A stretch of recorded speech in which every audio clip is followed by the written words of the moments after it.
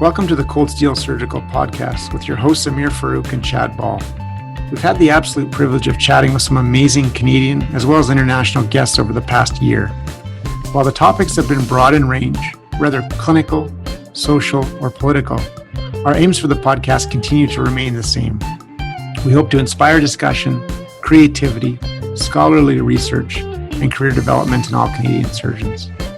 We hope you enjoy our second season as we continue to highlight some incredible guests, deliver detailed masterclass sessions on a myriad of clinical topics, and introduce some fresh new features such as debate and companion formats. We hope you relish the podcast as much as we do.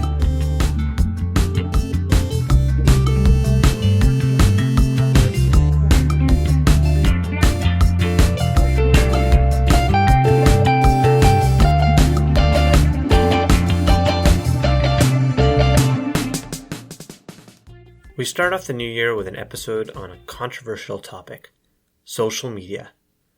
In this episode, we were joined by Dr. Sean Langenfeld.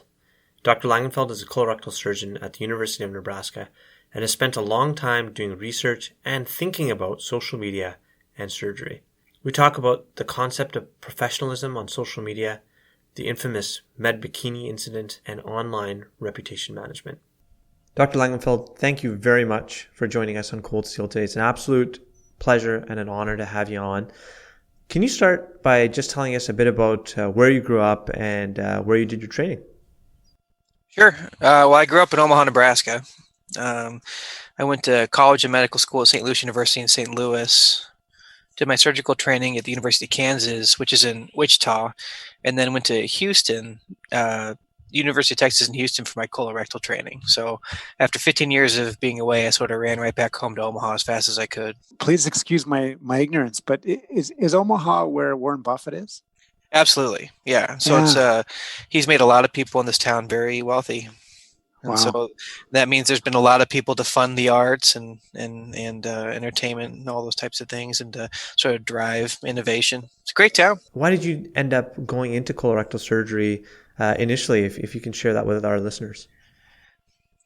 Well, I think, like a lot of people, I sort of evolved into it during training. At first, I didn't know what I wanted to do. I think the surgeries are very cool, which I'm sure you guys would agree with, as far as the complexity of some of the laparoscopic and robotic things that we do. I think as a specialty and as a community, it's very evidence-based. There's not as much surgical dogma as I've seen in some of the other specialties. The people I meet have always been fantastic. But, I think I knew I wanted to take out cancer for a living. At first, I thought I wanted to do thoracic surgery. And then I felt that it seemed like people were always saying no to the patients in clinic. And, I feel like even the world's greatest Whipple surgeon still kind of has a losing record, if that makes sense. Even the disease is just too aggressive. But the thing about colon cancer and rectal cancer I liked is that the quality of your surgeon, the quality of your surgery dictates whether you live or die. And I kind of liked that control over the outcomes, if that makes sense. Well, I'm right on board with you in that front, doing my colorectal fellowship in Vancouver. Dr. Ball might have a thing or two to say about Whipples, but we won't go down that particular rabbit hole. We cure everybody. What are you guys talking about? Well, I think the complexity of those operations is profound, and I actually have a great deal of respect, especially for my own surgical oncology colleagues here in Nebraska. But you just have to have a thick skin because I know you're dealing with, a very tiny margin, and it's very respectful, but I kind of liked having, I guess, more wins on my belt. But you're right. You can make a difference doing about anything in surgery. So it's just my preference. Absolutely. So, Dr. Langenfeld, we really reached out to you to have you come on the podcast, mainly to talk about something that I think everybody thinks about, but I don't think anyone has really delved into to the same extent that you have, which is social media and how social media impacts surgeons and how surgeons sort of interact with social media. So I wanted to just start off by asking you how you got interested in the topic, because you were writing papers and doing research on this kind of very, very early on in the sort of the academic interest, sort of the world academic interest in social media in terms of that history. So what interested you in the topic of social media?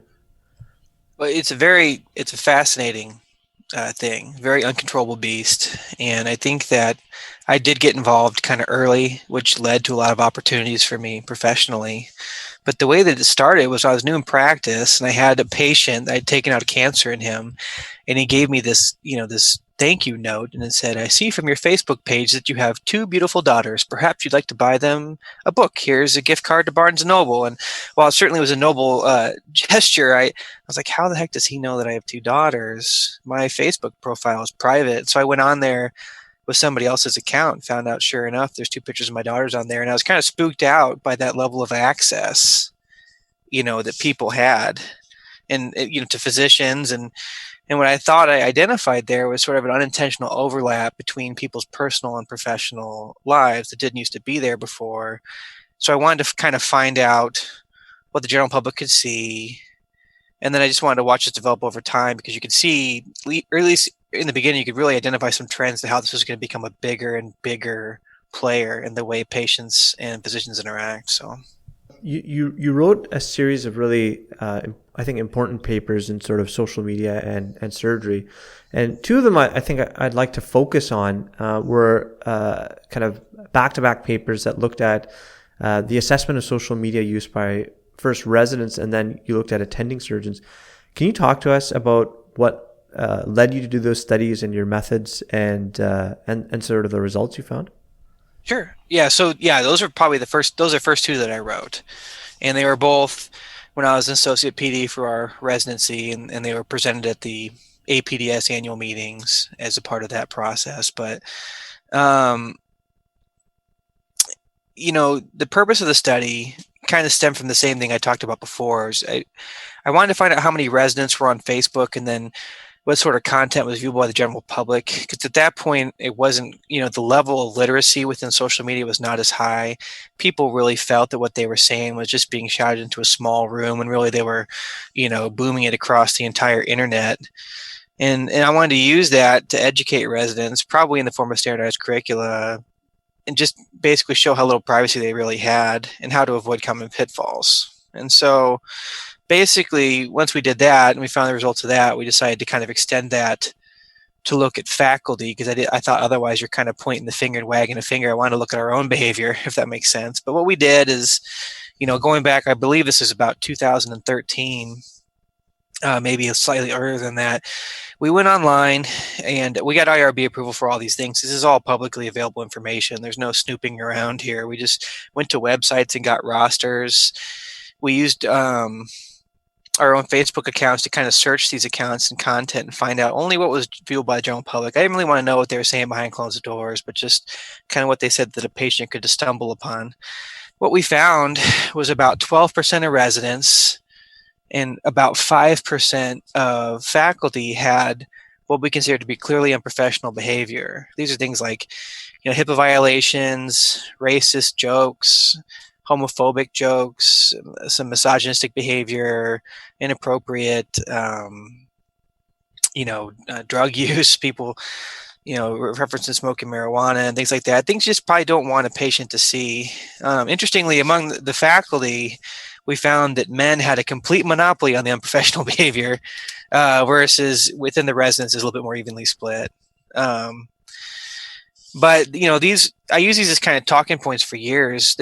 Those papers kind of sprung me towards talking about the concept of professionalism within social media, and it's a very much a gray zone how to define professionalism. And so I discussed kind of in all these talks the inherent subjectivity of that. I know it's kind of a moving target that can harm people, and so all the research and all the talks I gave never really meant to police behavior or tell people what they can or can't do or weaponize professionalism. It's just kind of saying, hey, do you know what you're putting out there? Do you appreciate this not truly private? And do you understand the consequences that can occur for missteps? And that was sort of the findings and I guess the message from those studies. I think that's very eloquently stated, and I wonder a lot about your comments in terms of the gray of what's defined as professionalism and unprofessional. And of course, there's been some pretty high profile, a couple of manuscripts that have been walked back a little bit recently. Oh yeah. With regard, to defining that, and we'll link those to the podcast, so everyone can have a look at them. But what is your sense of professional and unprofessional beyond some of the really obvious low hanging fruit? Like, if you walk into the political side of things and you support, I don't know, Joe Biden or Donald Trump, in your most recent election, is that become unprofessional, or where does that actually land? Well, the thing about that's fascinating is you're really like what's fair and what you're allowed to say doesn't really matter. It's all the court of public opinion, and so there's nothing unprofessional inherently about supporting a political candidate, but certainly you're drawing yourself into hot water. So you just have to understand that in advance and know kind of who you are and who you represent when you do so. If that makes sense. So if somebody is hanging their own shingle out, that's fine. But if they're representative of the faculty that they work for or the institutions that they work for, they have to realize that if they make comments online, it's not going to say, Sean Langenfeld, blank, blank, blank, did this horrible thing online. It's going to say Nebraska medicine surgeon did this horrible thing online, and so my institution is very effective. So, but the papers you talk about, those are very important because I was kind of pulled into this secondarily, but the concept of it was like hashtag Meg Bikini was how it started. That's right. And so I'm happy to talk about this because this is something I kind of watched it unfold. And if my career or at least my social media life wasn't in jeopardy, it would have been fascinating. But to be honest, it made me very nervous because they had this, it was a poorly designed study from the Journal of Vascular Surgery assessing unprofessional behavior among fellows. And whether it was true or not, because the reality doesn't matter, it's just perception. But the perception was that they were targeting women and the LGBTQ plus community. And I have to admit, when I was reading it, I kind of got the same sense, but I don't know their intention. But there was a huge Twitter outcry and a worldwide movement. This is all over, it was viral. The paper got retracted and it was a big deal. The sad discovery that I made, though, as I was reading the article, was that they kind of cited me as their muse, if that makes sense. And so they said, well, we'll use Langenfeld's paper to define professionalism. And so,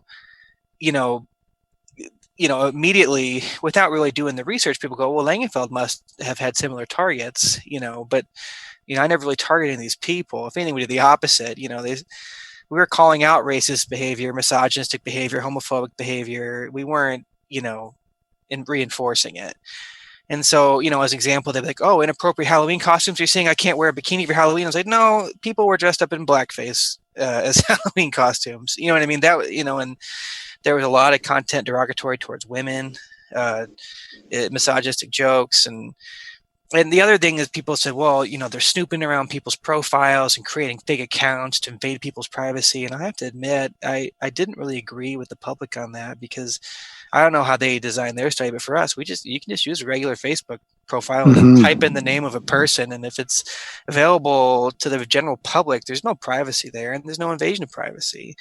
And especially if you do it with the intent to make sure people understand what's viewable. So, I mean, I was targeted as a result of that.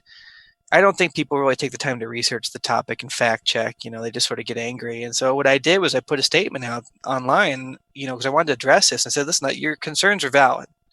All that I ask is that you read my studies, and then decide if I'm truly as horrible as you say I am, because the studies really don't represent what you're saying they do. And some people were kind of almost intentionally distorting it to make it fit the narrative, which drove me nuts. And so most people kind of took that and agreed with it, keeping in mind that the studies that I've done, I'm not trying to brag, but they've been cited widely. They've been used as a basis for society guidelines and curricula. So it's not like this new thing that came out this year. They've been around since 2014. But you can't make everybody happy. And I certainly had some people banging the drum for quite some time that I was a horrible person and that my paper should be retracted. And eventually it just sort of died out, which I think is important for anybody that catches themselves in a similar dilemma. Is you have to remember that the attention span of these people, when they get really angry and irrational, is relatively short. You know what I mean? And so rather than engage with the people that were kind of ignoring the facts and calling me horrible names and fighting with them. I just sort of said my version and then let it go. And I think that was the better way to handle it, to be honest. Yeah, I totally agree. You know, Amir and I watching from a distance, it seemed like you handled that very elegantly, and we did wonder what was going on, you know, on the inside of your brain, because it certainly couldn't have been easy. You know, the other question that comes to mind out of the gate is sort of surrounds insight. In 2020, when you classify or you look at, you know, quote unquote unprofessional, you know, social media behavior.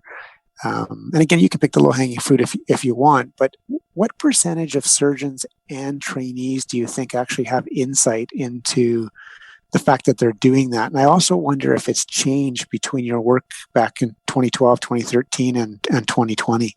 Yeah. Oh, I definitely think it's changed. I think that, I don't know what the correct word is, but maybe like the social media literacy, you know what I mean, of people has gone up dramatically. You know, when I was doing these talks, we're having entire symposiums where we're like, here's how you tweet and here's how you create a Facebook account, you know, and all this stuff. I presumably targeted at gray hairs who were going to get into social media, but the reality is people understand it much better now. And they also have kind of made this measured choice. They say, well, I understand that I'll catch fire for this, but this issue is important enough to me that I want to tweet about it or support whatever cause, and I'm fully supportive of that, if that makes sense. And so I think the insight level has gone up. I also think that social media is such a distorted place, and surgeons are no different than any other consumer. We're not above anything, and so we're also maybe not self-aware in that regard. You know, there's a lot of cannibalism going on where we hate one thing, but then when we're sort of tested or countered, we sort of become the thing that we hate. And that's one of the reasons, I'll be honest with you guys, even though I clearly spend a lot of time on social media, I have sort of a love-hate relationship with it, because it reduces people so much. It just reduces the world to black and white. You know, you either with somebody or against them.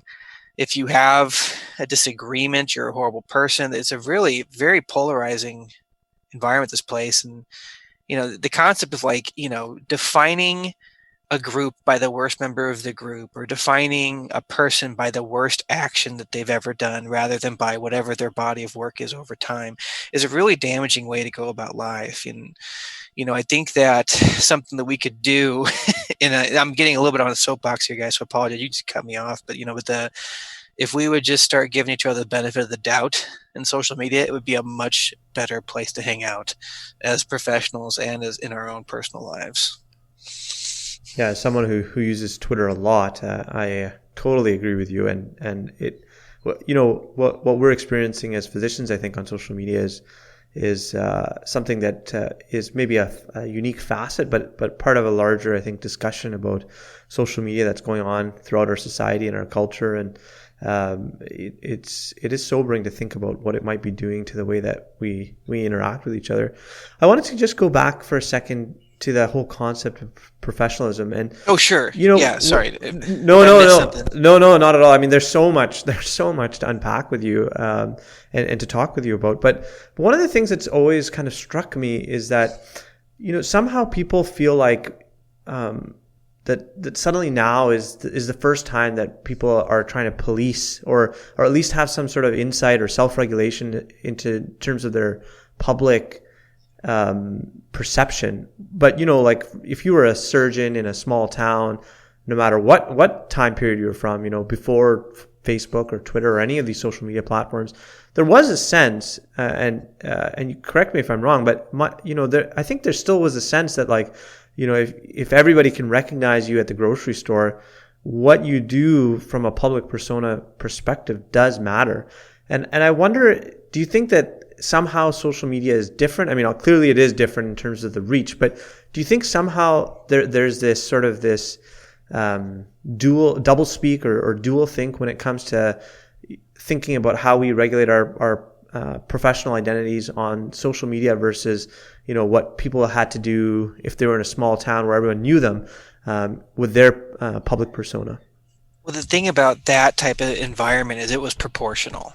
You know, you knew your audience, you knew who you would see at the grocery store, who would see you doing whatever you planned to do that day. The problem with the internet is it's very unpredictable. And so, you could go online and say something stupid and nobody knows, right? Let's say you got, 20 followers or something. Or that day, it just turns out that the social media gods were exceptionally hungry. There was nothing else outraging them currently, and they capture that, and then it becomes viral, and the reaction's very disproportionate and unpredictable. And that's just a very different beast than what people dealt with in the past. You know what I mean? A similar concept is, the permanence of it. And so if you, in the old days, if you said something stupid, and I think all three of us have heard our old bosses say some really stupid things, at least when I was in training, things I would never repeat. Maybe it was the era, but the reality is they said it and it was over, and maybe I could recall it, maybe I couldn't, but social media has permanence. You put something out there and it's there forever. And so let's say in 2012 I said something stupid, and then 2020 I get into like a lawsuit. Let's just say I get sued. The first thing the lawyer is going to do is scour social media, and they're going to find anything that can incriminate me or make me look like a horrible person or make me look like an alcoholic, and so, a perfect example of that, I think about that because when I was in training, I was told you should never really be, pictured. Don't let them take a picture of you holding a beer is what they used to say, for the newspaper or for whatever. The problem with it now is if you do it now, the example I gave is there's this residency. They did this thing called Sunday Fun Day where they all went to the brewery, and it was all for charity. It was like this great idea, and it was helping wellness, and everybody's in a good mood. They're all smiling and holding beers and drinking together. The problem is we know all those people had surgeries on Monday the next day. If they have a bad outcome, all the stuff is date and time stamped, and so the lawyer will be like, well, I see that from your Facebook profile you had a few drinks the night before, Dr. Langenfeld. How'd you feel that morning? And this is not fantasy. This has happened and been documented on multiple occasions. This is what the lawyers do and reporters do. And so it's just a very different environment because of how unpredictable and how powerful social media is and how quickly things can disseminate. It's just that the rules aren't as clearly understood. And so to me, that is a big difference. But no, you're not wrong. People have always had to manage their public profile. If anything, we almost have more control over it now. It's almost like the Instagram filters. You can make your life look beautiful online compared to real life by picking and choosing what you share and all these different things. And so if anything, it's allowing the more manipulative component of our groups to have an edge. But it is very different than it was in the past because of that power. Yeah, I completely agree with you. But, I do want to push back a little bit on the idea that we're more socially literate, or social media literate, if I can use your term. Because my sense is that more than ever, people sort of justify anything that they put out online on social media as sort of like, well, I'm a human being and I deserve to be treated as such, and I'm not perfect. And I think that was a big thing that kind of came out during that whole med bikini controversy, is that people said, well, I should just be treated as a human being for who I am. I guess should we expect physicians and surgeons to maintain a certain standard or a certain level of professionalism more than other people? I guess in some ways that's what this question fundamentally kind of gets to. I think I understand what you're saying. I would say, just to answer, you're not incorrect. Like, that makes sense to me. I think that there's a lot of positive things that come out of the people that stand up and say that, because they're redefining professional. And they're kind of saying, the conventional image of what's professional is not modern and is probably skewed towards, white males. And so redefining professionalism is a good idea. Right. But I also agree with you that you can't just slap that tag on everything and say you're allowed to act however you want. People still have to be, there's some common sense professionalism that has to exist when you are a public figure. If you are on your own and you've got a shingle out, this is Dr. Langenfeld, and I'm just representing myself, that I can do whatever I want and I can be as polarizing as I want, etc. But if I have entered an agreement with a university, or there's an attending surgeon who's agreed to mentor me and allow me to see his patients who came to see him, and I'm just constantly making his patients feel uncomfortable, because it's important to me for my self-expression. And I can't think of a great example of what that looks like, but it could be anything that you think is going to upset your patient population, and you say it's about me, you have to accommodate me, and you have to make me feel good. Well, it's not about you, it's about the patient. So for me, I definitely think the focus should still be on patient comfort and representing your institution well, because when you screw up, it's not just you going down. There's a lot of collateral damage, and I think that as people mature, they see that, and I think that those messages are not black and white opposite of each other. I think that's the whole point of social media. Makes it sound like if I say that means I clearly don't want women to wear bikinis or something, and I'm like, no, it's not. That's not the same thing. There's nuance to it. Yeah, that nuance is that's the real tricky part about social media, is that it's so hard to convey any nuance in a 280 character tweet. And on those lines, I know you're on Twitter and you're very actively involved in the ASCRS Facebook group. Yes, yeah. Yeah. How do you treat those different social media platforms? Do you kind of think of them differently? Let's say Twitter, Facebook. I don't know if you're on Reddit or use TikTok or not, but do you think of those social media platforms differently or the same? And how does kind of the platform interact with the way you behave on it? Well, I think there's a lot of different, I guess, rules to these platforms that are different from each other, but the reality is privacy is equally unguaranteed or not guaranteed across all of them. So, I think the difference is the audience. And so if you're in a closed Facebook group, and I do moderate, and I did create that ASCRS Facebook group, it's great for in-depth discussion among like a selected group of professionals with common interests and common skill sets. It's a great place to discuss difficult cases, great place to learn new surgical techniques and learn it from somebody that you trust rather than whoever just happens to have a YouTube account, right? So those closed Facebook groups are fantastic for that, and the audience is other professionals.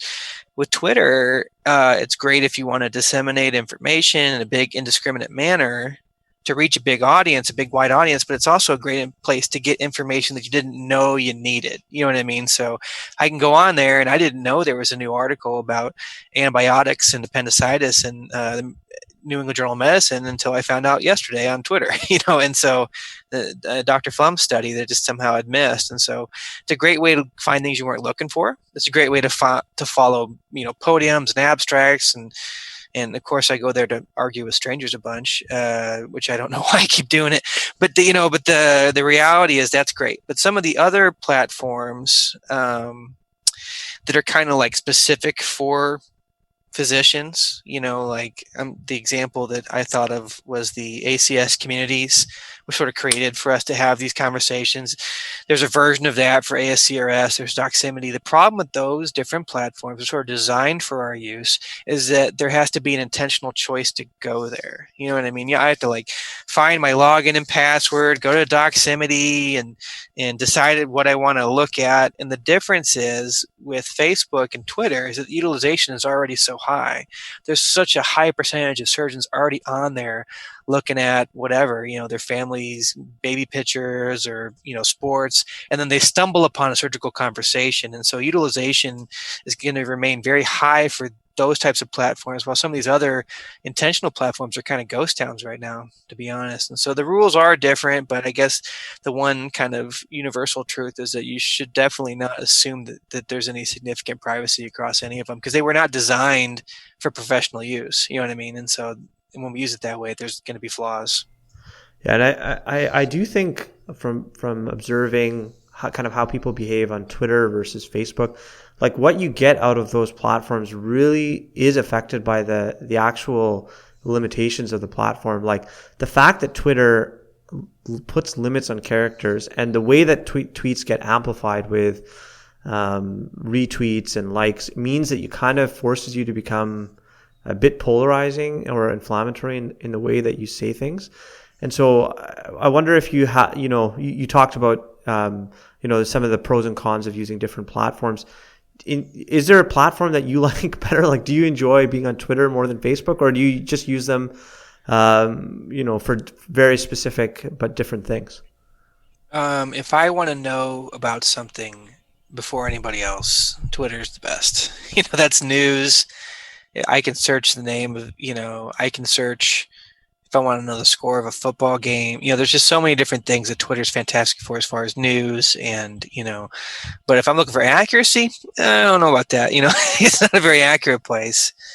I think that I enjoy my discussions in the closed Facebook groups and whatever platform houses that concept in the future as we evolve over time, because that discussion is essentially like a virtual surgeon's lounge. You know what I mean? You have, for me, it's great. I have the senior partner named John Thompson, who's just a fantastic guy who from day one of my academic career is directed me in the correct direction. But if somebody's practicing in the middle of nowhere and they're in solo practice, they don't have that. So when they have a tough case, to be able to bounce it off people that they trust is fantastic. You do that same thing on Twitter.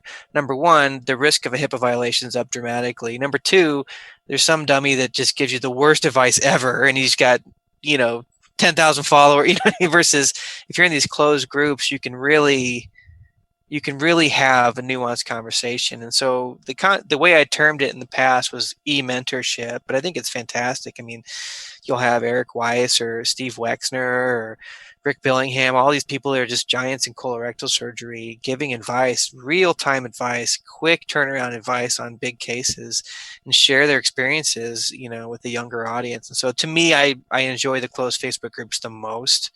But Twitter has a completely unique value to me, and I'm still on there every day. I can't help it. But I honestly think social media is an addiction, and I'm clearly addicted. And so, I have to give that disclaimer. It's interesting that you bring up that word, addiction, because it's certainly possible. Hey, there's a relatively popular recent movie on Netflix that I'm sure we've all seen. Yes. that tries to outline that. And it was really interesting to me watching that movie, as to the software developers and the platform developers and where they were trying to come from. Like the guy that said, well, we wanted to make the world a more positive, fun place. So we developed the likes and the dislikes. We didn't mean it in terms of, how it's evolved and what that really means. But you're right. I don't know if you have kids or, Amir and I do, and I don't know when the safe time to introduce this to them is, or how to manage that, or what. But I can tell you it's too early because I learned what's too early for them, but I don't know what the correct age is. Yeah, it's tough, isn't it? I'm curious. You've sort of sprinkled your comments and your advice around some of the pitfalls that you see, whether they're defined as unprofessional or whether they're not. But what are the most common issues, the pitfalls that you see just in general in the surgical community? And I'm also curious too to get your advice. How do you interact with, or how do you provide advice to maybe one of your colleagues or one of your partners or one of your buds that is in the surgical world that maybe is bordering on trouble? That's interesting.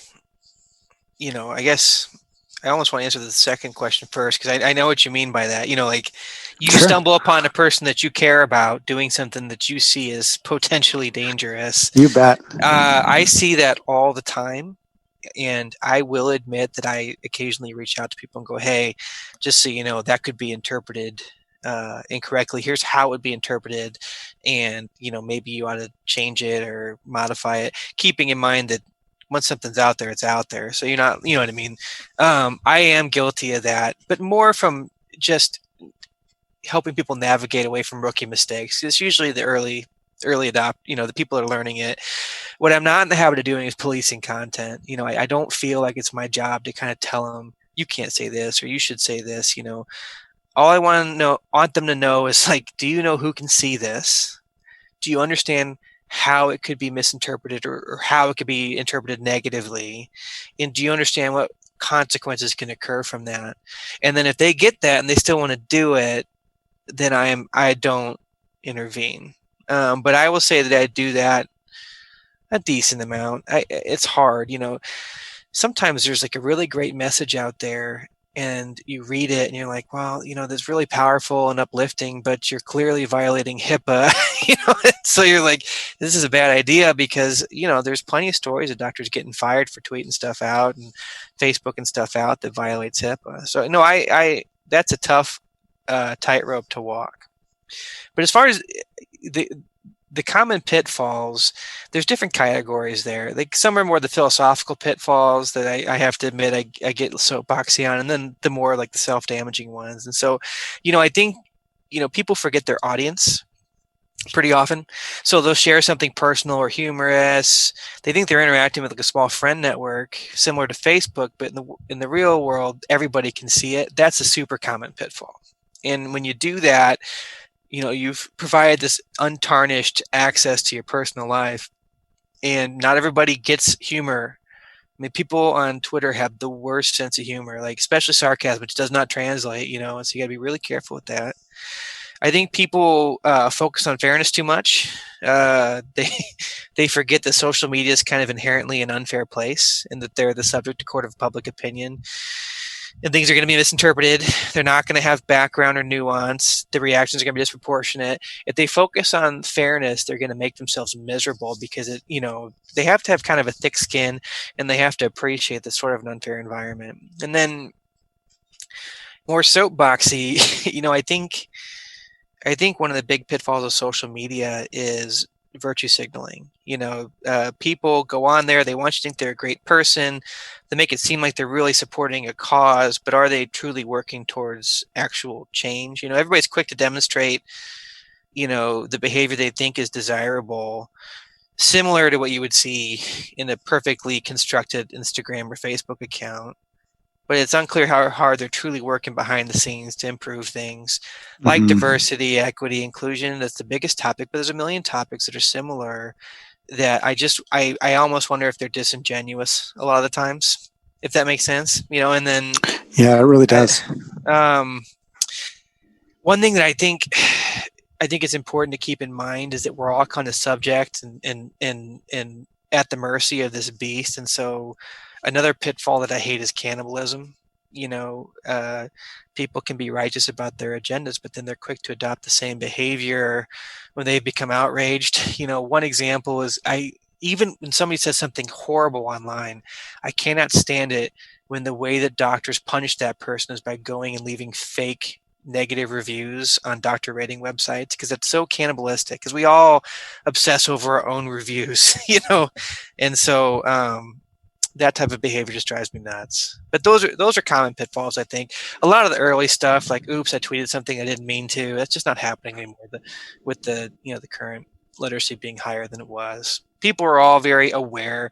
Like I used to literally get invited, for if I got invited to give a rectal cancer talk, I would be shocked. I'm much more likely to be asked to give a talk, for visiting professorship on social media. And I would give them all these shocking examples of people getting in trouble for bad online behavior.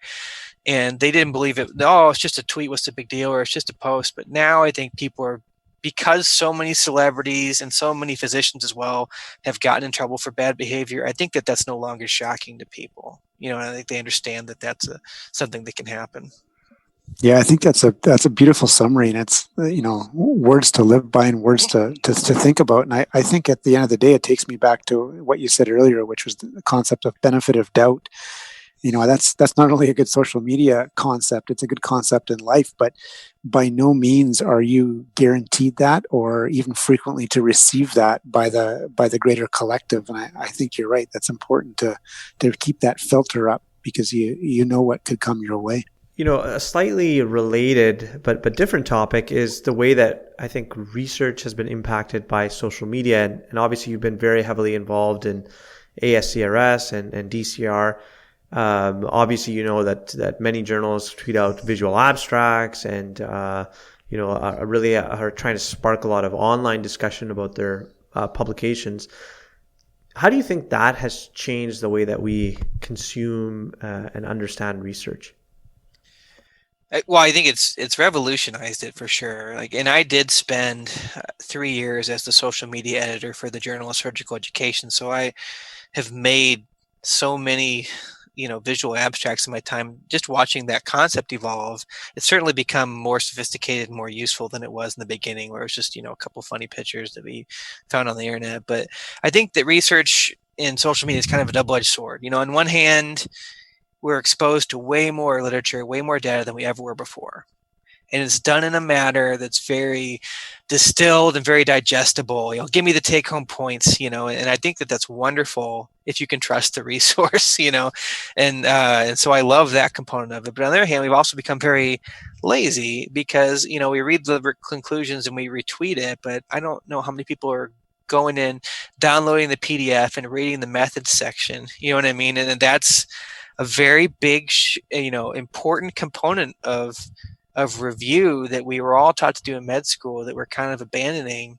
I mean, the perfect example is people will send out the wrong link to an article, just be a mistake, and it'll still get retweeted like 20 times. Like, well, these people are clearly not clicking on the link, because it, but accuracy is not guaranteed. There's no peer review. I don't want to pick on Jenny McCarthy, but she's got like 1.4 million followers on Twitter, and all of her opinions about vaccines and autism have a much bigger audience than mine. Kim Kardashian's got 50 million followers, right? And so there's this disproportionate, like, loud voice that kind of outweighs the true expert, opinion. But the goods far outweigh the bads. I think there's a lot of opportunities for collaboration. I think that essentially what you described, is a perfect way, because like if I can't pay to fly to San Diego to go to the CRS, I can capture it from home now. And that is something I could never do before. And so people can stay up to date a lot easier than they used to. And that's certainly a great thing. And then obviously people can collaborate. There's tons of people that just met through social media, and that has led to research collaborations internationally. And that's something that never used to happen before. Lately Twitter actually introduced this new function where they, before you can retweet something, sometimes, I don't know if it always works. Like I found when I've tried to retweet things, sometimes this happens, I get this message and sometimes I don't, but sometimes you get this message that says like, you need to read this or consider reading this tweet before you retweet it out or something like that. Yeah, just recently. Yeah, just recently. Do you think little tweaks like that to the platform are going to make a difference? Or you think, most people have just spent the whole time complaining about the change in the format to the way that the retweets are done now. But I wonder if you see any ways going forward to actually improve that sort of aspect of things where people are just retweeting things or talking about things without actually having read the papers or actually doing any critical analysis. I think certainly shifting the focus helps, because we were very focused on like impressions. When we first started following hashtags for the national meetings, look how many impressions we got. But the impressions are worthless, right? It's kind of like, how good is the content? How reliable is the content? And so if you can educate people, assume social media is going to be a component of surgical education moving forward, and educate them during med school about how to critically evaluate these things, it's going to make a big difference. Because once they realize the percent chance something is inaccurate versus the chance that something is accurate, it changes the whole game. You know what I mean? And so I can't remember the number. I think I can find it on my computer when I'm sitting here talking to you guys. But the sheer number of links for Twitter that are to bots would blow your mind. Let me see if I can find the data here. It only takes me a second if I do it correctly. 80% of all tweets from American adults come from the top 10% of tweeters. So the average user tweets 2 times a month. The top 10% tweet 138 times a month, right? And then 66% of tweeted links, so all these news and politics and science, 66% of tweeted links are made by suspected bots. And so it's just so inherently inaccurate that if you can train them to be skeptical, then that skepticism that served us well prior to social media will continue to serve us well in the new era. That's such good advice. Honestly, it's something to consider moving forward, probably forever. We had an interesting podcast recently with an executive director of sort of the General Surgery Society across the country in Canada, very much like the American College of Surgeons or our version of it. And she was fantastic, and she talked about the incredible change that we've seen with COVID with regard to meeting construction. And the reality, at least in her view, is that entire industry would move at very least to hybrid meetings forever. And it echoes what you said. If you can't travel to a meeting, you can probably get so much of that content in the future from wherever you're working. How has social media been changed by this rapid past 9 or 10 months of COVID? Have you seen anything that isn't particularly relevant to the surgical side of things? It's a good question. I think that the activity overall has gone up dramatically. And I don't have any science to prove that, but certainly people are more interactive online because they have the time. That sounds horrible to say, but I think that it's going to be the job of social media in the future to promote these meetings in a much more meaningful manner than it used to be. In the past, you just kind of say, oh, today Dr. Johnson's talking about this, but now you got to bring home the salient points, drive them to the correct link so that they can actually watch it and get the content. The first society, I think, to be successful with that was the ACS, American College of Surgeons, their meeting that they just had a couple months ago, where they made their interactive platform was so sophisticated compared to what I've seen in the past that I just thought to myself, this is definitely, it's not social media, but it's social media's job to navigate people to the correct place, and I think that has become a new essential thing for us. And so we'll see what it looks like. I don't think the in-person meetings are going away. I think that if you looked at the impressions and the engagement in that meeting, the biggest meeting we have for surgery in the United States every year, people were super engaged for a couple of days and then just sort of tapered off because they realized, oh, I can watch this anytime, so I don't have to do it now.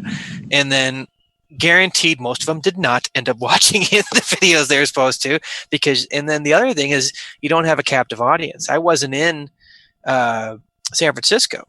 I believe that's where it's supposed to be. No, I can't remember. But as a result, I had cases, and so I don't have the ability to spend all day listening to meetings. I'm certainly not going to take days off to do it if I'm not traveling, and so that the lack of a captive audience, the lack of engagement is going to be a real issue. And then I don't know about you guys, but I mean, how much time do you spend in the actual lecture hall, and how much time do you spend in meetings or making connections and networking? There's such a social component to these national meetings. It's so cathartic for people that are working super hard, and I just can't imagine that can be duplicated virtually. But we'll see, because who knows what the future holds. But certainly the hybrid concept's not going away, and I'm glad it's not, because it's just going to make our meetings more sophisticated. Yeah, more sophisticated, more engaged. I totally agree. Sean, the last thing we wanted to talk to you about is the concept of online reputation management. And I know you had said that this is a huge topic and worthy of a podcast in itself, but for the listeners maybe that don't know about it, can you frame that concept and chat about it a little bit? Yeah, no, I can. I think it's super important. So that it was sort of the natural evolution of me looking at this stuff, because I realize social media is great for people to interact with each other, but how do patients interact with doctors and societies and their hospitals? And so when I think of online reputation management, I think of basically, patients are going online to search health-related topics, and they're Googling you. And so we kind of need to know what to see when they get there, and we kind of need to be able to manipulate it to make sure they're getting accurate information because of just how inaccurate, everything is. And so the first thing you think about is physician rating websites, and I can't speak to Canada, but in the United States, there's just an innumerable number of these vitals, health grades, ratemds.com, where patients can go to rate their doctor and rate their experience. And the utilization of this is very high for patients. In the old days, they got referred by their primary doc to somebody that the doc trusted, and that's how they found patients. But now it's a consumer-driven market. So they're going online, they're researching the doctor, and that's how they're choosing. And to be honest, it's big business. The problem with these websites is they're very inaccurate. It's impossible to opt out, so you can't go on there and go, I just don't want to be on your website, because they won't do it for you. And they're much more negative than what real life is like. And so there's a sample bias there. And so I think that the reality is, for online reputation management, it's sort of the doctor's obligation to kind of go on there and find out what people can see and how they can drive people in the correct direction. And so, I mean, without diving into too much detail, because like I said, it's a big talk, but Google, old research shows that 91% of people on Google don't go past page 1. and 50% don't even go past the first 2 results on page 1. So you don't have to get rid of bad content. You just have to elevate good content. And by doing that, you're sort of driving these third-party rating websites and driving negative information further down the search and between the patients and their Google search. And so what that means, to a practicing surgeon is, talking to website designers for your institution and asking them if they have algorithms to make sure that when you Google Sean Langenfeld, that Nebraska Medicine's website is the first thing that pops up. If they tell you they don't have their algorithms, you need to get new website designers, because they absolutely do have those algorithms, and they're effective. And then, making accounts on social media, ResearchGate, Doximity, Twitter, that usually fills up the top of your search, and that certainly kind of, we talked about, so like low hanging fruit or whatever, and that's an example of that. But the more, I guess, the more sustainable solution, which I think a lot of people in the United States have adopted, is the concept of using your own institutional website to publish the ratings that patients are giving you via Press Ganey scores and electronic questionnaires. It sounds intimidating at first, but what you find out pretty quick is that those scores are invariably higher than what you'll find on third-party websites, and they're more representative of your actual patient population, because each patient gets to vote once and they're a verified patient. And so we do that at University of Nebraska. And people listening to the podcast, feel free to Google me. Just don't leave anything negative, positive feedback only. But on there, not only are the ratings more positive, they're also more representative. And so if you do get a negative rating, which I've gotten before, you take it to heart. So I have mostly positive reviews, but if you go back far enough, you'll see that one thing that I've gotten dinged with intermittently over the years is patients feel that I rush them. They feel rushed in the clinic. And I see sometimes 20 to 25 people in an afternoon, and I understand that, and it's real. And so I've worked really hard over several years trying to actually improve their experience so they don't feel as rushed, that they got all their questions answered. And I think that that's really helped quite a bit, and the benefit of doing all this is, depending on your practice environment, some people go, one problem we had locally was that our gastroenterologists went through some transitions where they were kind of understaffed and they weren't scoping. And so if they're not scoping, they're not finding colon cancers, right? And diverticulitis. And so as a result, a lot of people around me kind of had a slump, but my clinic stayed full. And I think it's because I had a pretty strong online reputation and people were finding me through Google. And so it kind of makes you slump proof. And so I think that the concept, like you said, it's an hour-long talk, but certainly there's some places people can go for more information, and just understanding that it's a priority is the first step, if that makes sense. One thing I really like about the way that you framed that is that you actually took seriously some of the comments that you saw as recurring, because I think a lot of people just say, oh, well, those are online ratings, they don't hold any value or any merit. But you actually took those comments and ratings to heart. Do you think there is some value and some actual positive or constructive things that you can actually glean from Googling yourself and seeing what people have commented or written about you? Yeah, it's so tough. I mean, have you guys Googled yourselves before? I don't know. I've done it. I do it periodically, and it sounds like narcissism, but I do it because I think it's self-preservation. You can't help it. But if you Google yourself, especially if you have a relatively unique name, I mean, you have to have thick skin, because you're gonna find negative stuff on there. I mean, that's the reality. If you're seeing 40, 50 patients a week, not everybody's happy. And they love having this power getting back at you, and they can do it a million times. They can leave 10 bad ratings if they want, but yeah, there's value in it, man. I think that, if the patient had a negative experience, then you probably have something you could improve upon. The problem with the third party websites is it's unilateral. They can sit there and rate you 100 times negatively. It's anonymous. You can't respond. Even if you think you know who it is, if you respond, you could end up violating HIPAA, right? And it's huge sample error, and so I just think that there's so many flaws in that the flaws far outweigh the rewards. But if you can actually have a trustworthy system for reviews, I think that is all about, first of all, it's about patient experience, improving the patient experience, and second of all, it's about improvement, self-improvement, because you can learn a lot from that. I certainly realized I was moving too quick, and just something along the lines, it stings though. The first time you read, the doctor just always seems like he's in a hurry. It it hurts because you're like, no, I mean, I feel like I do so well. But the reality is that how I'm perceived or how I perceive myself is not how the patient sees it. So it's super valuable information, especially now that we're kind of looking at all these patient-reported outcomes, and those are becoming a much bigger component of what we find to be important. Dr. Langenfeld, it's been an absolute pleasure to have you on the podcast. And I'm sure Dr. Ball and I could sit and talk to you, and for another hour. There's so many other things that we could talk to you about. In closing, one of the questions that we always ask all of our guests is if you could go back in time, especially now having seen kind of maybe the unexpected ways your career has gone, if you could go back in time and give yourself advice as a trainee, what would that advice be?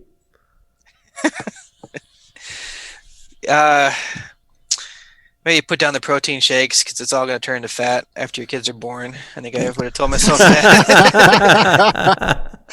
So true. I think that one thing that I learned is that there's no shortcuts, and that hard work pays off, if that makes sense. And so I think that realizing that everybody around you is talented and everybody around you has gifts, and if you really want to separate yourself, that the only secret is hard work. I think I figured that out early on, but confirmed it over time. And then there was there's quotes. Charles de Gaulle, and I'm probably misquoting this, so I apologize if I am, but he basically said, like, the cemeteries are filled with indispensable men, and certainly that's a dated sexist way of putting it, but the point being is, like, you just think, oh, if I go home, this place is going to fall apart, and no, I can go home and spend some time with my kids, and I'm not that irreplaceable, and I shouldn't treat the job like it is that, you know what I mean? And so I think that was something. I mean, I'm 9 years into practice now, so I'm still very early on in my career, but I'm already regretting some of the time I've spent in the office after hours just doing academic work, because my CV looks great, but I probably could have spent more time with the kiddos, and thankfully they're still young enough where I can make it up to them. But the reality is that it just becomes progressively evident over time that work is not everything.